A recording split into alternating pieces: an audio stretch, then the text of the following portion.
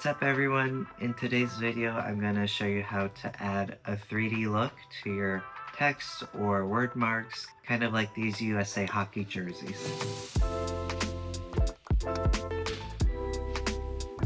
So after you create a word mark that you're happy with, what you'll do is select the word mark, copy it by pressing Command C, and then Command F to paste it right where you copied it. What I like to do is move it off of that initial word mark just a little bit. Select both word marks, go to Object, Blend, and click Make. If you zoom in, you'll see a step between the initial word mark and the copied word mark.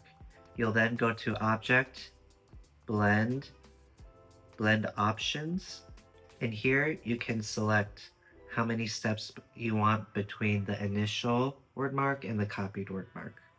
Where it says spacing, you can click the drop down. I typically do specify distance, and then you can adjust that number here to adjust the number of steps in between the initial word mark and copied word mark. The smaller the distance in between each, the smoother the look will be.